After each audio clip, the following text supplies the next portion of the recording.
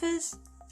Today we're going to do another little instalment of my Quickfire Questions and Assumptions challenge thingy. Let's see what other questions we have in store.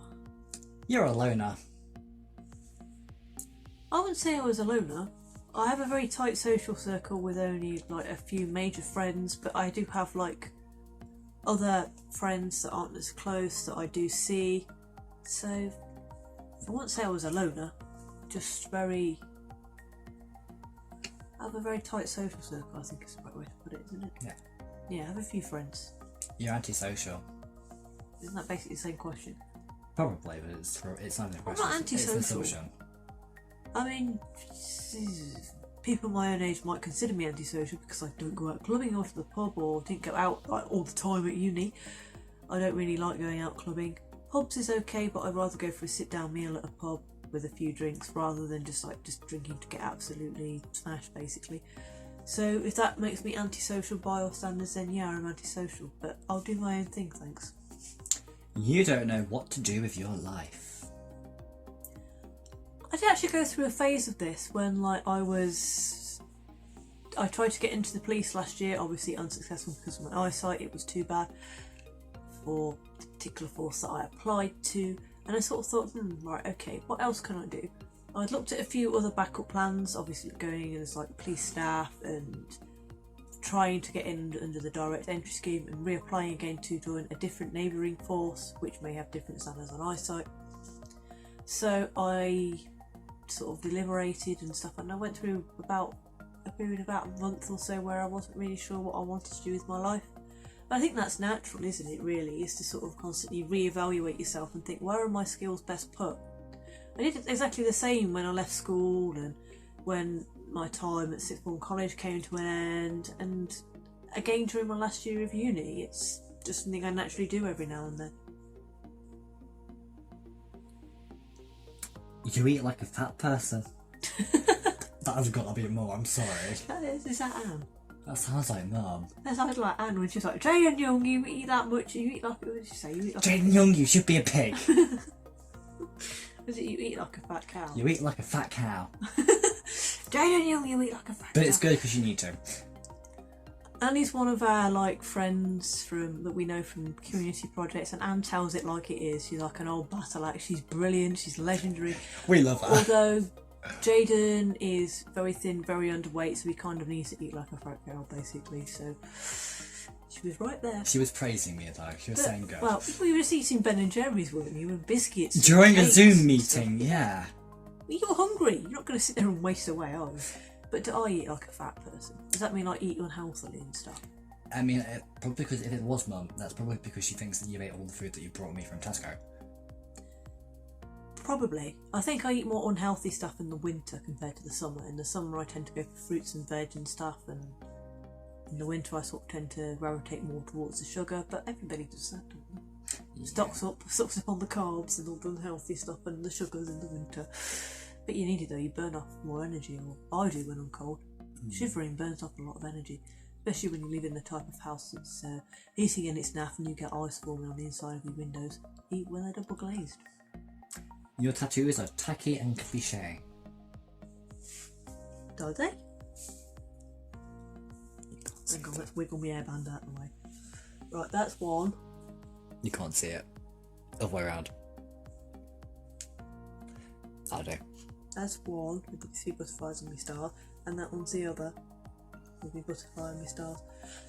Some people might think they're tacky and cliche, but to me they hold meaning, so they're quite sentimental in terms of meaning to me. Like it's overcoming steps in adversity and aspiring to get to where the stars are. I'm inspired a little bit by the Star Trek Enterprise theme, Faith of the Heart, but there we are. So you might think they're tacky and cliche, but I most certainly don't. It's a matter of opinion and taste, really, isn't it? And I did actually think for years and years and years that I'd like to get these tattooed on, and I just in the end got sick of drawing them on with eyeliner, so then I got them tattooed on permanently. You love a good conspiracy theory. In terms of pulling it apart and being able to disprove it through research, yes, but as an entertainment thing to kind of make me laugh, maybe if it's one of these comical ones that everybody knows is completely ridiculous. You know, like Dad Dan. that actually believes them. No. Darren is, we didn't land on the moon. We didn't do this. Oh, the Nazca lines were made by aliens. The Egyptians didn't build the pyramids. The Egyptians are time travel. All of Pyramids are starships. All of these things are in a straight line. It was. Sweetie, you never heard of coincidence. What about Stonehenge? Stonehenge. It's impossible for them to lift the blocks up. Well, they didn't. They carried him. Just because he couldn't do it himself. It's like, well, they probably won't move from like Wales to Somerset in a day. Yeah, but to be able to sit there and like actively pull them apart and get into like the real juicy bits of some of these conspiracy theories and actively go, well, we can actually disprove that with this science, and this is a research article that does it. Yes, I love them for that. What kind of figure do you have? Not a body figure. I'm kind of a cross between an hourglass and a triangle. I don't think my hips are quite wide enough. I think they're about 6 or 7 centimetres too short to be a full hourglass, so I'm kind of a bit more pointier at the bottom. But yeah, I'm kind of hourglass. I haven't quite got that 0.7 waist to hip to waist ratio. Sorry. When you learn as a psychologist, you're doing the textbooks. I'm almost 90, 60, 90. If you round, almost 90, 60, 90. So I'm 92. My waist is 58 and a half, and my hips are like 83. So not quite. I love doing psychology classes in relationships when it doesn't even factor in you. It's amazing. How does experience growing up? Ooh. The hardest thing that I learnt while growing up is that there were haves and have-nots, and that I was one of the have-nots. Growing up could be quite tough because we worried a lot about money. Money was very tight. We lived on the poverty line, and that's the fact we kind of still do, but we're sort of towards the top end of the poverty line, and it was very hard for me to accept and learn that as a child that I couldn't always have the things that my peers had. Like my peers often had the newest games consoles, newest trainers, newest phones, and my parents just couldn't afford those, and I had to have what there was, and a lot of the times that was hand-me-downs. That was the hardest lesson I had to learn as a child. Biggest regret? Oh. My biggest regret is not leaving Air Cadets sooner. I left in 2014, and I wish that I'd left after I'd finished school in 2012. And oddly enough, in 2012 I sort of gone through this period where I thought actually I'm kind of done with it now. It's sort of, let's go out on a high, because I could sort of sense like the activities and stuff starting to tail off, and the politics on the squadron was getting to the point where it wasn't a nice environment to be in. It was getting quite toxic place to be, and it wasn't the organisation that I joined basically, and it wasn't fun to be there anymore. But I remember talking to one of my friends at the time, Will Martz. He's now cabin crew BA Airways. Hi Will. And I remember talking to him, and he kind of convinced me to stay, to like wait it out a little bit longer. And in the end I did, and I really wish that I'd left then. It's nothing, no fault of Will's or anything, but it's just from that point on, it just made me so depressed to be there. And there was one particular cadet there who was a complete and utter bully, and she was just very nasty, and I remember that. She just made it miserable, and in the end it just ended badly, and I wish that I'd left sooner rather than later, really. Hey Will, if you're watching this video, I know we kind of fell out of touch, but I'd like to reconnect, so yeah, drop me a message. If you've still got my phone number, it's still the same. If not, you know where to find me on Instagram and Facebook. Biggest beef? Is that beef again? Beef again. Like, beef, chicken, pork. With anybody in particular? Just the biggest beef. I've touched on it already, the girl at Cadets. You didn't like the toxic girl. What's the phrase? Is it throwing hands? Is that the phrase? You're throwing hands with someone? I don't understand what you're trying to say. I don't. That's what beef is. You're throwing hands with, you know. I don't even know what that means. It's confusing me even more. But like these disagreements and stuff, yeah. it was to do with the members of staff there as well. It's like, I really do wish that it ended better, but some things you can't, some environments you can't, some cultures you can't change. Fisticuffs. Fisticuffs. You just like that word. I love fisticuffs. Just because that's what Jasper and Sparky do in the garden, have fisticuffs, because they don't like each other at all. What's the most daredevil thing you've ever done?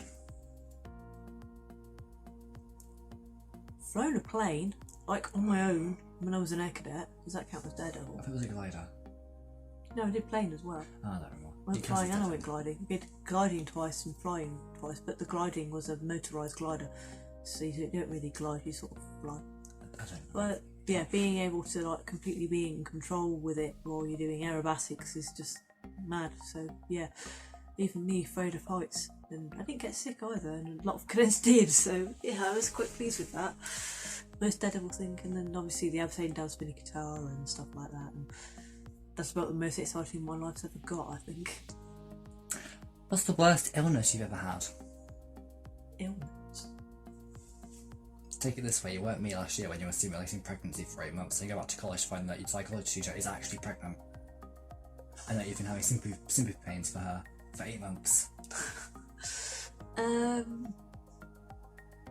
Worst illness I've ever had is periods. The effect they have on my body, because I can bleed for 3-4 weeks with like heavily, and it takes its toll on your body, like the iron weakness, and it makes you tired all the time, and it just loses all your quality of life because you can't go out and do things, you can't work, can't do this, can't do that, you don't feel like eating, and it can make me quite sick, make me vomit, I can lose feeling in my legs and get really bad pins and needles. So that, I think that's the worst illness I've ever had. It counts as an illness.